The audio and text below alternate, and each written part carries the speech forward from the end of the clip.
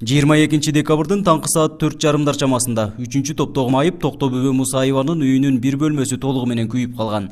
Кошуналардын жардамы менен гана өрт өчүрүү кызматы келгенге чейин үйүнүн башка бөлмөлөрүнө отту өткөрбөй турушкан. Тилсиз жоонун айынан үйүнүн бир бөлмөсү толугу менен өрттөнүп, коомчулуктун жардамына муктаж болуп турушат. Жаткан үйүбүздө түтүн болуп калган экен. Анда да анча сезген жокмун. Ошон кийин биркеден кийин кулагыма жалындын үнү, анан тарсылдаган шифрлардын тарсылдаган угу чуркап чыксам, күйөт экен, кайра кирүүлөн жолдошум уктап аткан, ойгонтуп эле тиги кичинекейимди көтөрүп, бул күйөөм дагы бирин көтөрүп, эки балам ойготуп анан көчөгө чыксам, кошулар да чогуу чыгышты да.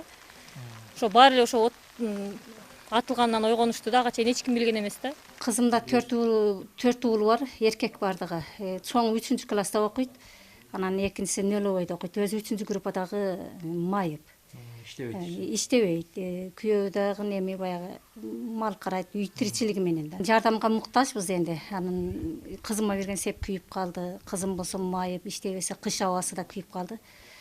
Анын жардамга муктажбыз. Токтобөбө Мусаева ден соолугуна байланыштуу эч жерде иштебейт, жолдошу да жумушсуз. Турмуш шартынын ордугунан 2 жылдан бери ата-энесинин үйүндө жашоо кечирип келишкен. Араң гана турмушун өткөрүп келген үй бүлөнүн өрт кырсыгына кабылуусу тиричилигин андан да кыйындатып отурат. Учурда жергиликтүү бийлик өрттүн чыгымдарын эсептеп, жаңы жылдан соң жардам беришерин билдирди. Кыштын күнүндө ушу кырсык болгону биз үчүн дагы өтө жаман болду. Бир сүйүнгөн жерибиз жок дегенде өзүн жашап жатып турган бөлмөлөрү күйгөн эмес.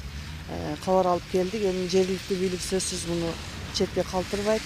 Атайын комиссия түзүп туруп аныктап, кече изилдөө акциясы да түзүлдү. Ошонун натыйжасында материалдык жардам беребиз. Өрт өчүрүү кызматынын маалыматы боюнча өрт кырсыгы от жагуучу мештин туура эмес орнотулгандыгынан келип чыккан. Натыйжада 156 000 сомдук материалдык чыгым болгондугу такталган. Андыктан адистер кыш мезгилинде электр жабдууларын жана мештерди туура эмес колдонуудан алыс болууну эскертишет. Негизинен атайын ушул кыш өрт кооптуулук мезгили деп коебуз.